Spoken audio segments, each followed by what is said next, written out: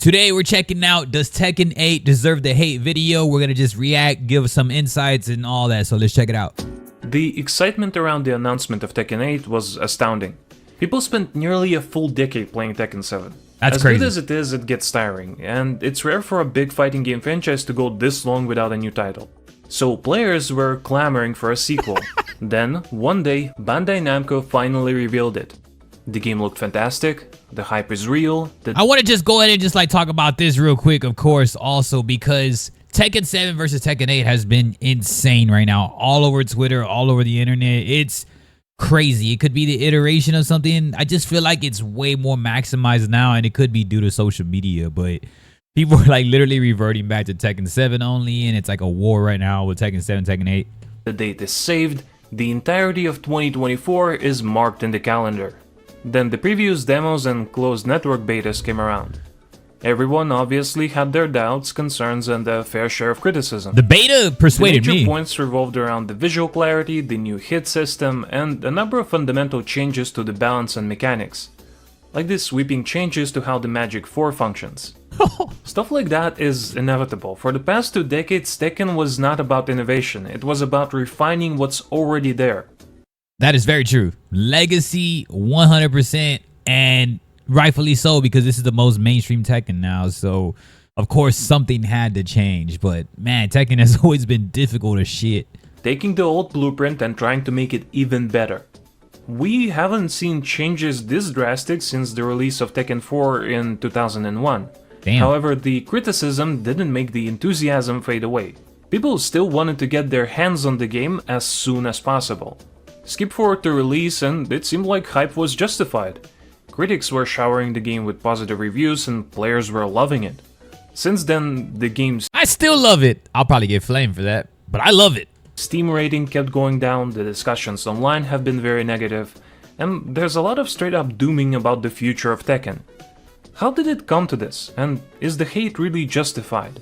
We want to discuss that in today's video. Before we begin, we would appreciate a like or a sub if you end up enjoying the video, oh, yeah. or to hear you got your my criticism like. if you don't. Thank you. It didn't take long for the honeymoon period to end. That's true. Bandai Namco sort of forced it to be over themselves when they suddenly added a cash shop and a premium battle pass. It obviously wasn't in the game at launch, but more than that, it was deliberately hidden. People reviewing the game were not informed about it, and they didn't even bother to add some kind of grayed out icon to show that, hey, here's Tekken Shop. It's not available yet, but we're adding it later. That would've been cool. What's worse is that, as many other cash shops, they force you to use the fake funny money. We've talked about this in another video, but this practice is almost strictly predatory because it does several bad things. It distances you from the real price of items you buy. 400 Tekken coins does not immediately make you consider the item's value the same way $4 would. And notice how the price of items never matches the price of coin packages. I never This noticed is done that. to encourage you to buy more expensive options with a better conversion rate, and to ensure that no Bro, am I chalked? I've never noticed that. Oh my god, bro. Brain rot. matter what you buy, you have some leftover coins. Nobody likes having their money wasted. So it tends to Facts. manipulate people into spending more and more, getting them into a loop of buying more coins. When people buy a fighting game for 70 bucks, this is not what they want to see. You know what else they don't want to see? An untextured sphere as a part of the premium battle pass. That's Tekken 8 crazy, bro. I didn't even know that. I don't have the fight pass, so that's crazy, bro. in general has a running problem with its cosmetics. Some of them appear entirely new, but the majority of them are items that 7. used to be free in Tekken 7 or even Tag Tournament 2. Facts. Those items simply get a few touch-ups before being sold to you for what is essentially $5. This essentially treating us as a live service game, for sure. It's so crazy. Game already got a reputation for being greedy, yet in the middle of all this they thought it would be a good idea to bombard the audience with big brand collaborations. Sneakers from Nike, Angel Clover Watch, Gentle Monster glasses. Screw G-Corp, we represent Chipotle, and we're dropping on Pachinki. Surprisingly enough, what broke the camel's back wasn't any of this, but rather the release of The Heihachi. stage! Turns out paying for the Ultimate Edition, or a pass that should cover the Year 1 Crazy. content, is not enough to get Heihachi stage. you'll have to buy that one separately. That's crazy. The community got Worst thing ever in my life, still to this day, probably that I've ever witnessed, especially in this aspect. I don't know why they didn't just make people pay for the story expansion pack. Don't be like, hey, the story's free, but you're paying for this. That was whoever thought of that or whoever greenlighted that is dumb as hell. But I think it would have gotten way less hate if they were just like, here's a mini story expansion with the stage and everything here, pay X amount. I don't know. At least an affordable amount, right? so outraged about this that Harada had to issue an apology, which he was possibly forced to delete. That's crazy, man. All of those things didn't help to improve Tekken's reputation, but it wasn't enough to tank it either. After all, most of it is down to cosmetics and monetization, which the core audience tends to overlook regardless. However, all of those existing issues were exacerbated by people growing increasingly It launched way more customization than Mortal Kombat, though. I'll give it that. frustrated about the state of gameplay and balance. Every new fighting game in this generation Oh, has speaking of its Mortal own Kombat. controversial mechanic. Cameos in MK1, dash attacks in Grand Blue, green slime in Street Fighter 6, and of course Heat in Tekken 8. Unlike with the others though, you won't find too Drive many people Rush. defending Heat. Even though the mechanic is not fundamentally terrible, the current implementation of it kind of is. Now during every single round, people have a fairly low-risk option that doesn't require much skill to use, yet carries significant benefits of either expanding combos and corner carry, or making your offense much scarier. Even with the game's stated goal of encouraging aggression, Heat seems to go That's where it goes back and forth, though. It's like, do you want to mainstream your game? We at least got to adopt something. I won't even say adopt. I'll just say innovate something. That's the hard part about this. This is the aspect of mainstream game. Like, this is by far the most popular Tekken probably ever, aside from like maybe Tag 2. But man, it is.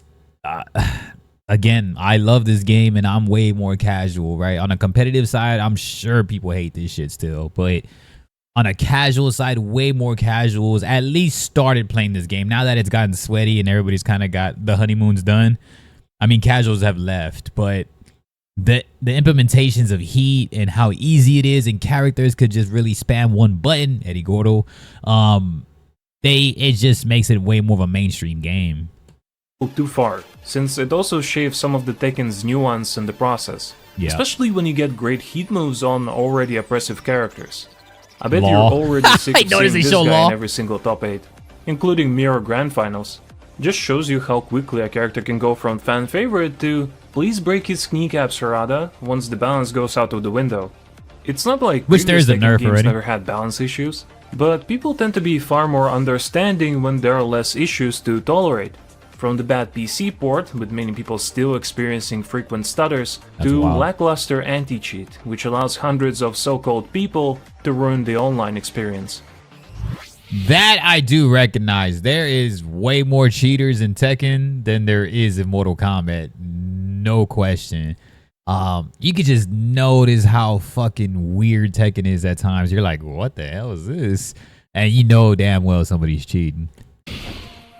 You just know it. Even when I get my ass kicked, I have When you dignity, factor but in you just everything know that when happened, people are does cheating. all the negativity towards Tekken seem unwarranted? Some people can obviously take it over the top, but much of criticism towards the game is coming from fans who want to see the game in its best Yes. state. Not only for their own sake, but so that it's easier for Tekken to attract and retain new players, which is a key requirement for growth. There are some who disagree and propose that Bandai Namco simply has to do what it does because making games is expensive. That vocal backlash is bad because it will push away new players with negativity, which means less profit for the company and less Tekken for I think eventually they have to get something with that rank system way better. I think it's still too sensitive on the matchmaking with prowess and also just penalizing people for quitting. Even Mortal Kombat does that. It's not even known to be competitive. They penalize people for quitting. They have to be penalizing. everyone else. And while there is an argument to be made about the etiquette of expressing your grievances, we have to seriously consider what is more likely to push someone away from the game. A bunch of negative and possibly mean reviews, Are they cheating in or the a game rank that is system? greedy, unoptimized, and fairly unbalanced. For what it's worth, it seems that people expressing their opinion is working as intended. When XCC was banned from TGU 2024 after reaching top 8, Tekken community stood by him and forced Bandai Namco to reconsider their decision. He will never be able to go back and play that top 8, but thanks to all the backlash, he still has a chance to pursue his dream of becoming a pro Tekken player.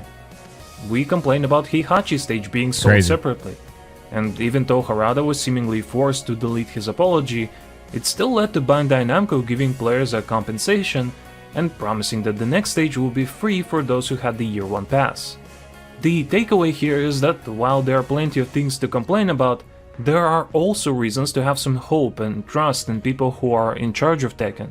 See, the thing is, fighting games are such a niche that I get that they want to make money, but we're by far, like, we're very loyal communities and we're very, very niche, right? We're not creators like myself. Like, we have certain number of subscribers and then all the way up to the maximized person like Maximilian.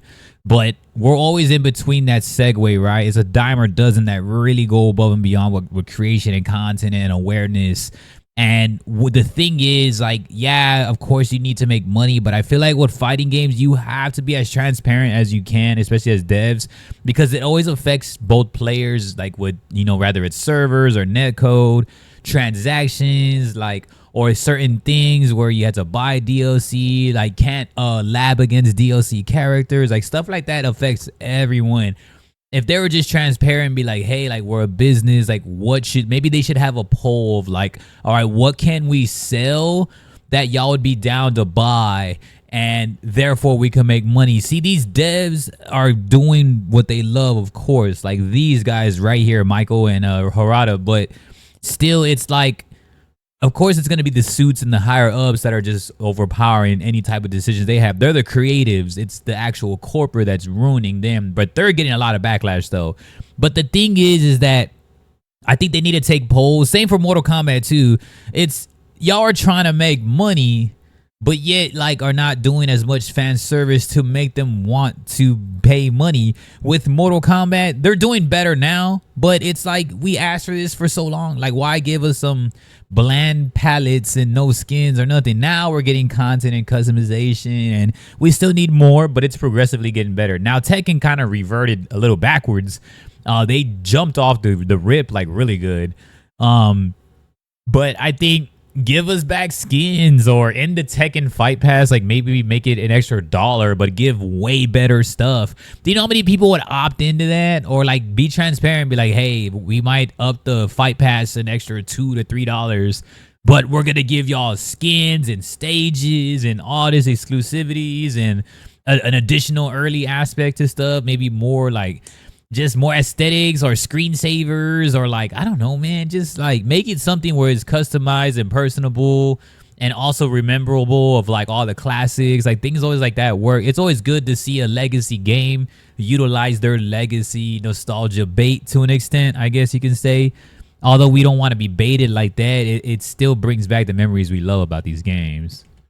They are clearly making steps towards trying to satisfy the community, which means that if you have grievances with the game, you should voice them, and there is no need to sugarcoat it, as long as you keep the common decency in mind. Thank you for watching all the way. Facts. So like, oh, that was the end of the, I didn't even know that was the end of the video, but that, like, it's very true. Like, voice it. That's why I always encourage people on my channel to just voice their opinions. I have community posts. I do tons of videos like this where it's very like conversational, where you can kind of debate or put your insights, because I've had like smaller devs like contact me online, because especially when the videos do really well with Marvel vs. Capcom, Mortal Kombat. Now I had WB contact me also, and because through my TikTok and everything, our voices do matter. So that's why I love to make videos like this that spread awareness. Tekken 8 is more mainstream than ever, and it is a damn fun game to casuals. The competitive side are the ones that are really pissed off right now. I'm not gonna lie. I can't speak on their behalf. I'm not that 0.0000001 top player, but as far as a casual, intermediate, even advanced, I could speak on that behalf, as it's really fun. But these things don't really come to fruition until you play at that tourney level, where you really understand the tier list now differentiates.